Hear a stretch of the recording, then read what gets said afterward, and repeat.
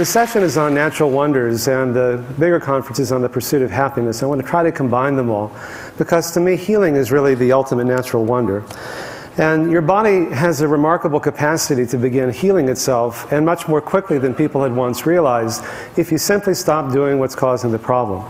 And so really, so much of what we do in medicine and life in general is focused on mopping up the floor without also turning off the faucet. I love doing this work because it really gives many people new hope and new choices that they didn't have before.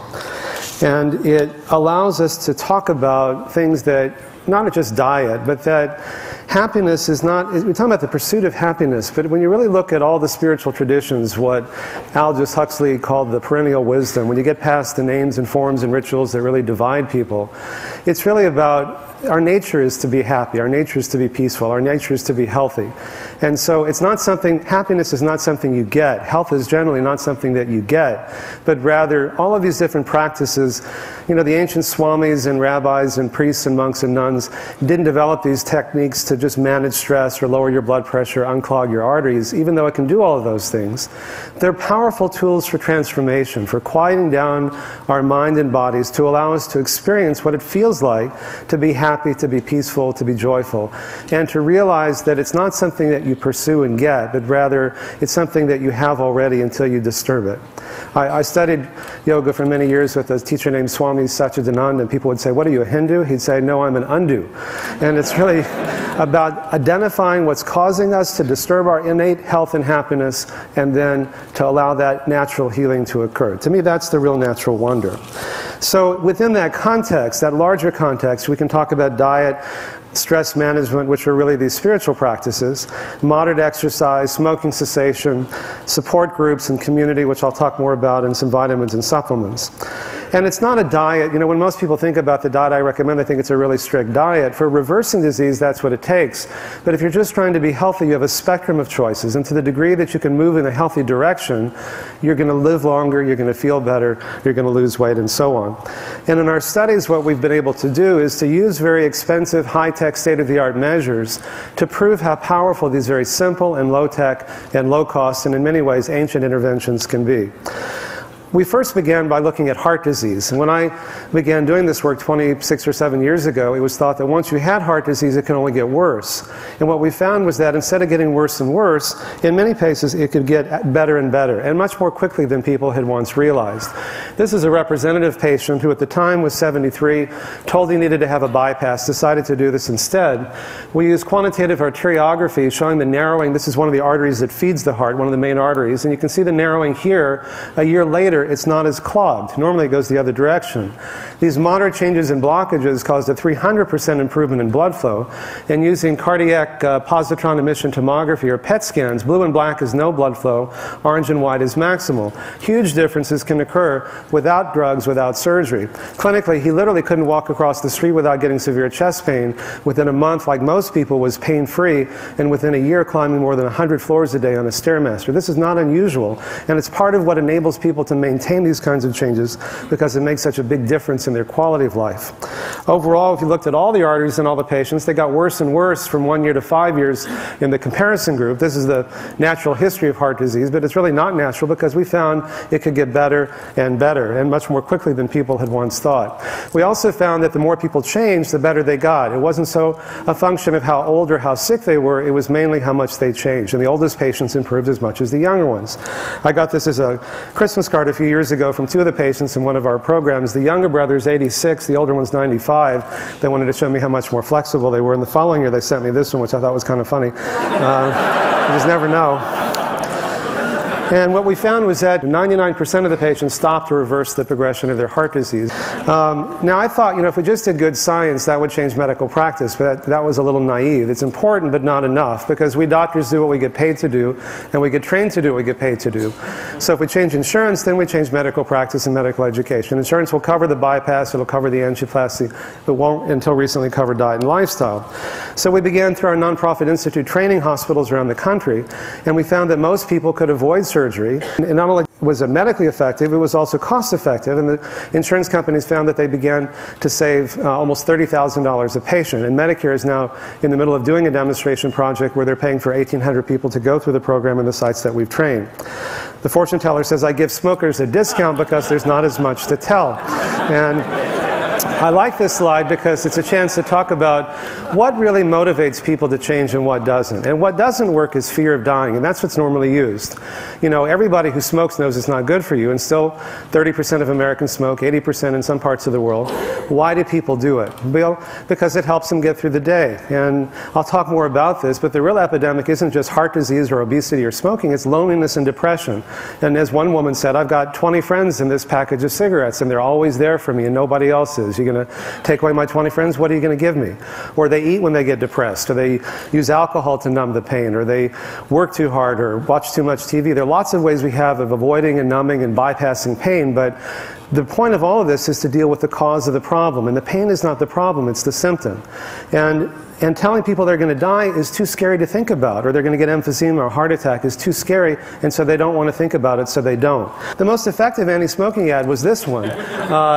You'll notice the limp cigarette hanging out of his mouth. And impotence, the headline is impotence, it's not emphysema. What was the biggest selling drug of all time when it was introduced a few years ago? Viagra, right? Why?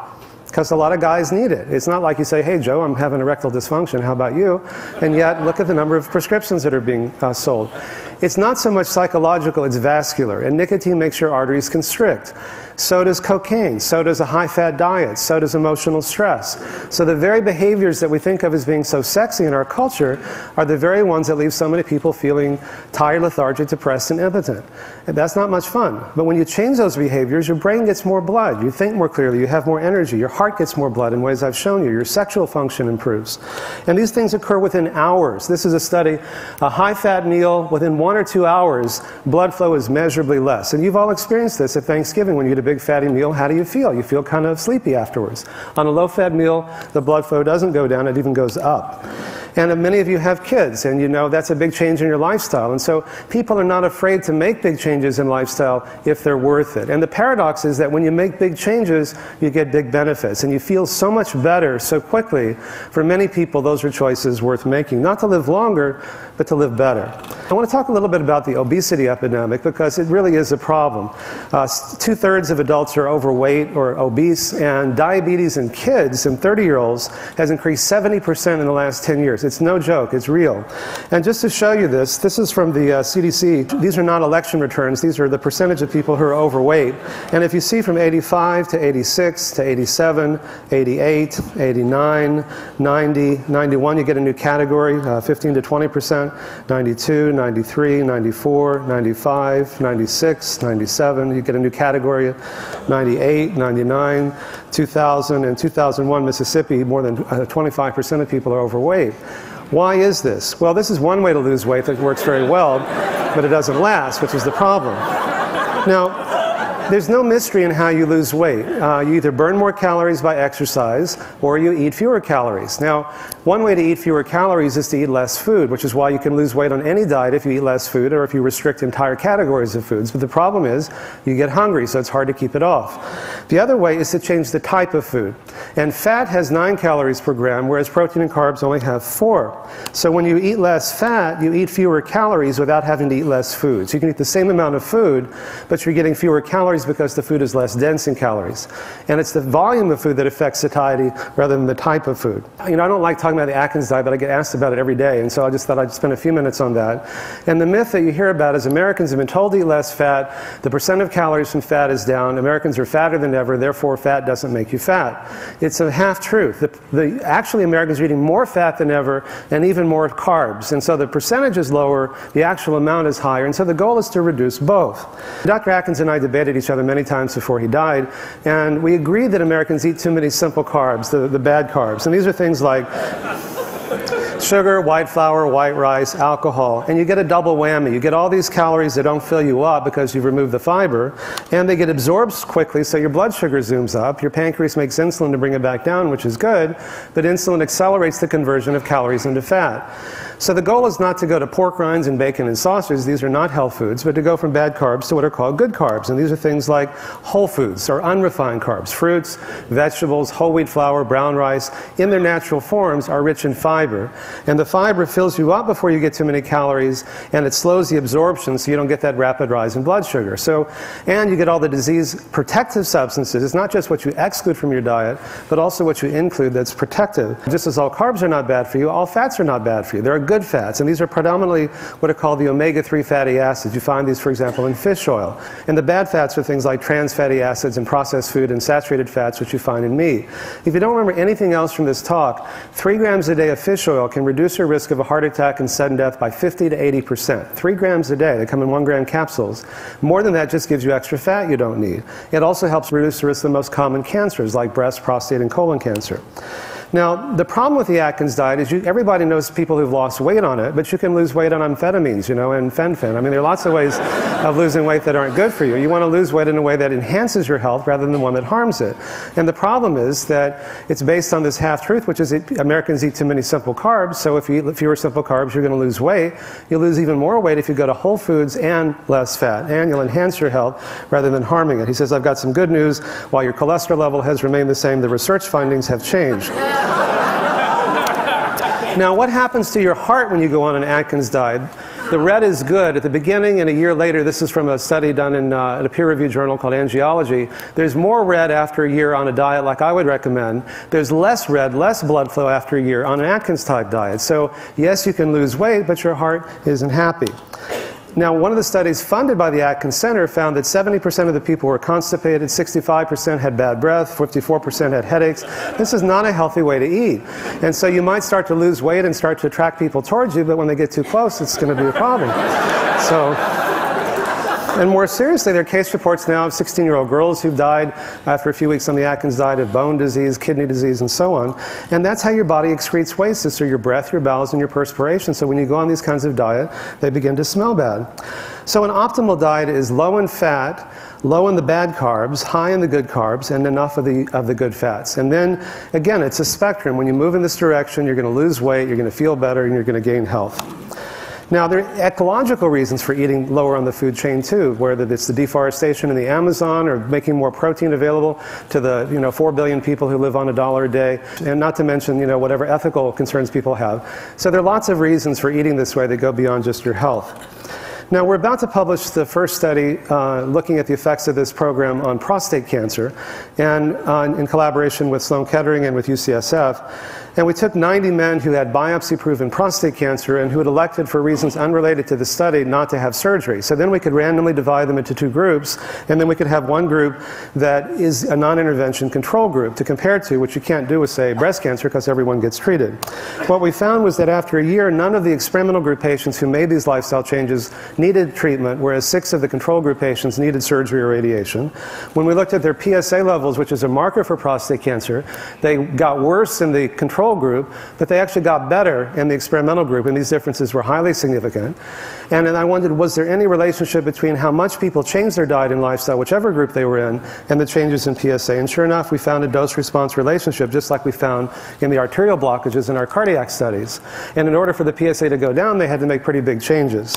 I then wondered, well, maybe they're just changing their PSA, but it's not really affecting the tumor growth. So we took some of their blood serum, sent it down to UCLA, they added it to a standard line of prostate tumor cells growing in tissue culture, and it inhibited the growth 7 times more in the experimental group than in the control group, 70 versus 9%. And finally I said, I wonder if there's any relationship between how much people changed and how much it inhibited their tumor growth, whichever group they happen to be in. And this really got me excited because, again, we found the same pattern. The more people changed, the more it affected the growth of their tumors. And finally, we did MRI and MR spectroscopy scans in some of these patients, and the tumor activity is shown in red in this patient, and you can see clearly it's better a year later, along with the PSA going down. So if it's true for prostate cancer, it'll almost certainly be true for breast cancer as well. And whether or not you have conventional treatment, in addition, if you make these changes, it may help reduce the risk of recurrence. The last thing I want to talk about, apropos of the issue of the pursuit of happiness, is that Study after study have shown that people who are lonely and depression is the other real epidemic in our culture, are many times more likely to get sick and die prematurely, in part because, as we talked about, they're more likely to smoke and overeat and drink too much and work too hard and so on. But also through mechanisms that we don't fully understand, people who are lonely and depressed are many times, 3 to 5 to 10 times in some studies, more likely to get sick and die prematurely. And depression is treatable. We need to do something about that. Now, on the other hand, anything that promotes intimacy is healing. It can be sexual intimacy. I happen to think that healing energy and erotic energy are just different forms of the same thing. Friendship, altruism, compassion, service, all the perennial truths that we talked about that are part of all religion, all cultures, once you stop trying to see the differences, these are the things that are in our own self-interest because they free us from our suffering and from our disease. And it's, in a sense, the most selfish thing that we can do. Just to look at one study, this was done by David Spiegel at Stanford. He took women with metastatic breast cancer, randomly divided them into 2 groups. One group of people just met for an hour and a half once a week in a support group where it was a nurturing, loving environment where they were encouraged to let down their emotional defenses and talk about how awful it is to have breast cancer with people who understood because they were going through it too. They just met once a week for a year. 5 years later, those women lived twice as long. And you can see that the people, and that was the only difference between the group. It was a randomized control study published in The Lancet. Other studies have shown this as well. So these simple things that create intimacy are really healing. And even the word healing comes from the root to make whole. The word yoga comes from the Sanskrit, meaning union, to yoke, to bring together.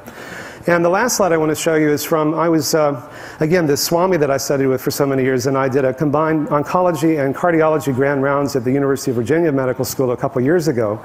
And at the end of it, somebody said, "Hey, Swami, what's the difference between wellness and illness?" And so he went up on the board and he wrote the word illness and circled the first letter, and then wrote the word wellness and circled the first 2 letters. And to me, it's just a shorthand of what we're talking about, that anything that creates a sense of connection and community and love is really healing. And then we can enjoy our lives more fully without getting sick in the process. Thank you.